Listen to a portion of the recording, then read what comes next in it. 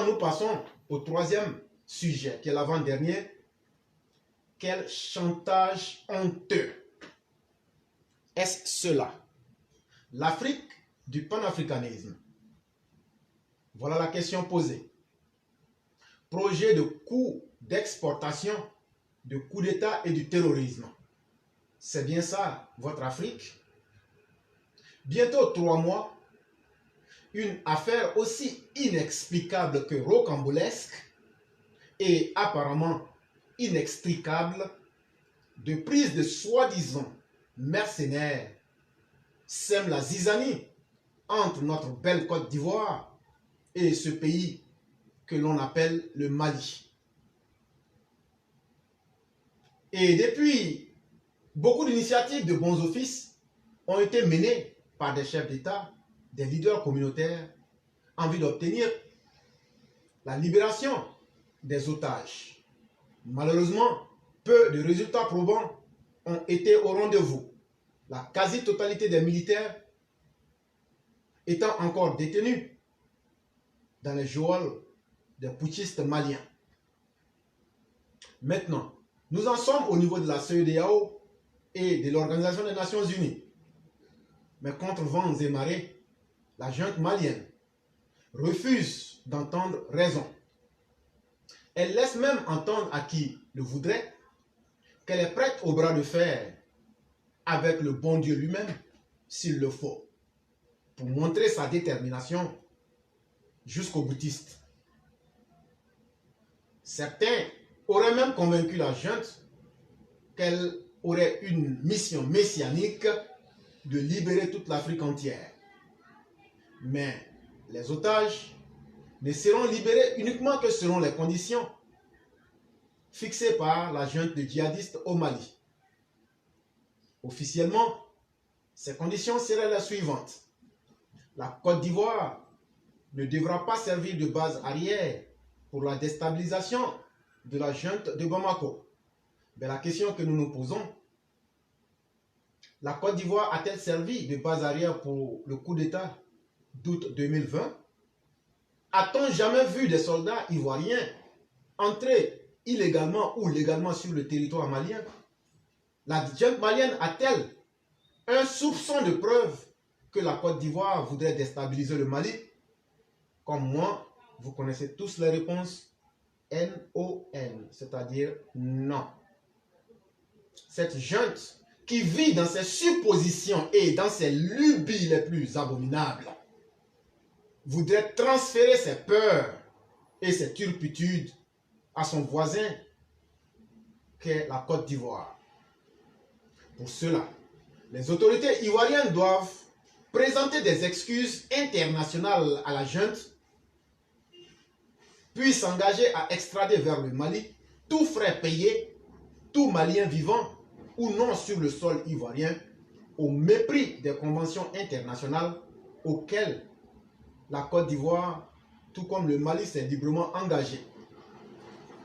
En outre, il faut préciser que la réciprocité n'est pas valable.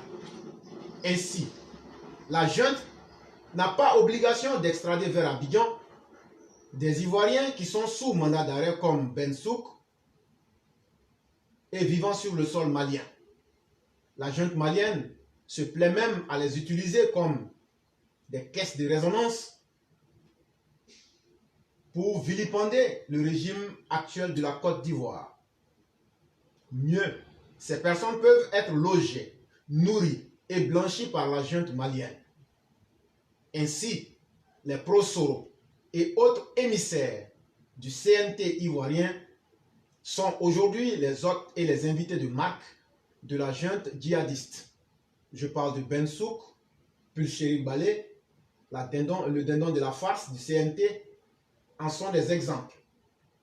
Il y a même des organisations, soit dit-on de la société civile malienne, qui sont en même temps représentantes des mouvements soroïstes au Mali. D'ailleurs, la junte malienne sait pouvoir compter sur le soutien indéfectible de l'opposition ivoirienne. Ainsi, après son silence coupable depuis la prise en otage des militaires ivoiriens, cette opposition de putschistes a commencé à piailler lorsque sa mule Pulchérie Balleux ou Galleuse a été appréhendée par les autorités ivoiriennes après un séjour maléfique à Bamako avec des prosoro et autres proches de la junte de djihadistes à la tête du pouvoir au Mali. Ces maléfiques sectes, soi-disant opposition politique, sont devenues encore beaucoup plus bruyantes depuis que la CEDEAO et l'ONU ont reconnu la prise d'otages de nos vaillants militaires et demandé leur libération immédiate à la junte d'Assimi Koufa. De son côté, la junte, en représailles à la prise de position de la CEDEAO et de l'ONU en faveur de la vérité, c'est-à-dire de la Côte d'Ivoire, fait jouer à le gros sa partition à la tribune des Nations Unies, celle de l'argument de la force brute et de l'invective, disons-le tout simplement, en faisant la promotion de la stupidité. Je rappelle à ceux qui ne le savent pas encore que chez nous, l'on surnomme l'ogro, l'individu gros bouffon, obèse du groupe, généralement aussi le plus idiot, celui qui ne sait faire prévaloir que ses muscles et qui a un cerveau aussi petit que celui d'un moineau. Que personne ne vienne me reprocher de m'en prendre à une autorité, car aucun membre de la junte ne jouit d'un quelconque poste issu du suffrage du peuple malien. Donc les qualifier d'autorité est un abus de langage. Pour revenir sur les injures de l'ogro, parce que morphologiquement, le plus gros, mais aussi le plus bête d'entre les 5, soi-disant colonels preneurs d'otages, l'ogro, dis-je, a osé parler de tripatouage de la constitution ivoirienne par le président Alassane Ouattara en grand caractère. Il a aussi parlé de 3e mandat et j'en passe. Il est bon de rappeler à l'ogro, parce que les idiots, quand ils ne sont pas grands, ils sont forcément gros. Il est bon de rappeler à cet idiot inculte qui ne réussit pas dans sa propre profession de militaire que le droit est une discipline hautement complexe pour lui. Nous allons juste lui rappeler que les chameaux et les dromadaires dont il a parlé n'existent à ce jour que dans les 3 pays dirigés par des groupes armés dont le Mali. Pour ce qui est de la Côte d'Ivoire, nous rappellerons à l'ogro, par pure pédagogie, et à ses autres amis incultes de Bamako, que c'est par un référendum en bonne et due forme que la constitution ivoirienne a été modifiée depuis 2016.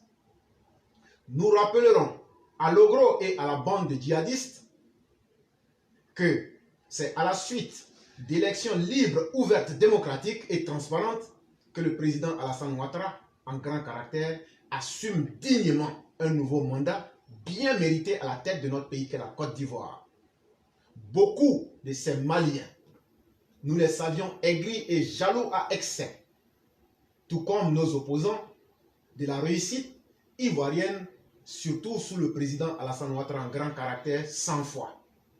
Aujourd'hui, nous découvrons ces Maliens sous un autre visage, tout aussi odieux et hideux, celui de l'ingratitude. Si le mot ingratitude avait une personnification, ce serait aujourd'hui les Maliens. Lui, Assimi, la tapette, avait été capturé par des djihadistes dont il avait échoué à conduire ses troupes à un combat victorieux. Aujourd'hui, on peut valablement se demander si cet individu de peu de valeur ne s'était pas un bon poltron rendu lui-même aux djihadistes sans combattre. Toujours est-il que, voyant aujourd'hui son expertise dans les prises d'otages, l'on aura bien compris qu'Assimi a plutôt été un bon élève des djihadistes. D'où je l'appelle incessamment Assimi Koufa.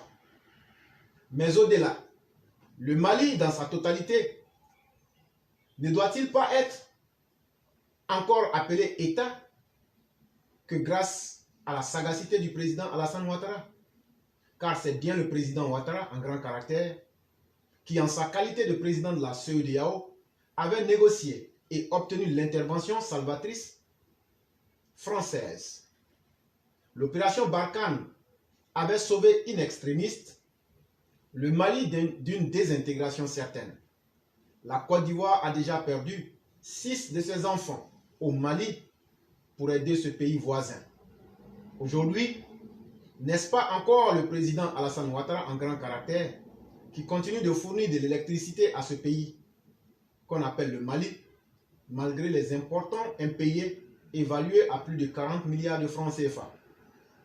Quelle ingratitude de la part des Maliens. Quant aux sectes abusivement appelées opposition politique en Côte d'Ivoire, elles se devaient de venir en soutien à la junte qui est plus que isolée diplomatiquement au plan régional et international.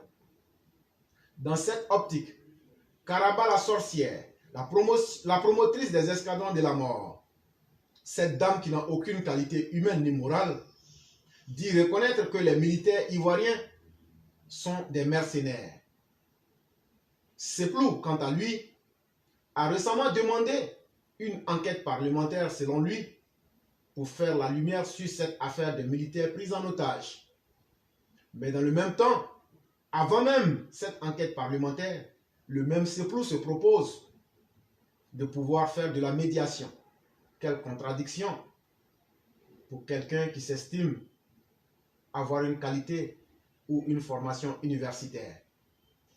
Cela est fort surprenant d'abord, parce que sous sa gouvernance, son parti était quasi majoritaire à l'Assemblée nationale. Cependant, s'agissant du charnier de Yopougon, de la rébellion armée du 19 septembre 2002, de l'affaire des déchets toxiques, etc., il n'a jamais été question d'enquête parlementaire. Encore moins lorsque Laurent Gbagbo expédia un colonel de l'armée ivoirienne aux États-Unis. Le même Laurent Gbagbo dira que lorsqu'on t'envoie, il faut savoir t'envoyer. Il n'y eut jamais d'enquête parlementaire aussi. Ensuite, à quoi servirait une enquête là où la CEDEAO et l'ONU ont reconnu la prise d'otages et exigé la libération immédiate et sans condition de ces mêmes otages? Au vu des agissements de la junte, en accord avec les soi-disant opposants ivoiriens, on peut sans aucun doute affirmer qu'officieusement la junte malienne veut échanger les otages contre le pouvoir du président Alassane Ouattara. Mais cette junte de djihadistes maliennes, qui ne survit qu'aux dépens des ignorants et autres analphabètes maliens, peut-elle réussir là où toute l'opposition des putschistes ivoiriens a échoué avec fracas depuis octobre 2020? Il est peut-être utile de rappeler à la junte et à tous ses soutiens que depuis le début de la prise d'otages et les manœuvres honteuses de bas étage, la Côte d'Ivoire n'a encore pris aucune mesure de rétorsion contre le Mali. Mais pendant combien de temps les autorités ivoiriennes garderont-elles encore une telle posture face à des délinquants notoires qui veulent exporter les coups d'État, le terrorisme, les prises d'otages au-delà des frontières même du Mali? Qui vivra verra. C'était un article de notre frère Mamadou Koulibaly avec des reformulations d'éclaireurs pro-vérité. Merci beaucoup, chers frères, pour cette brillante analyse. Texte bien écrit, bien élaboré. Les idées sont bien agencées. Vraiment, merci pour ce texte. Merci. Comme on le dit, ça rentrera dans l'histoire.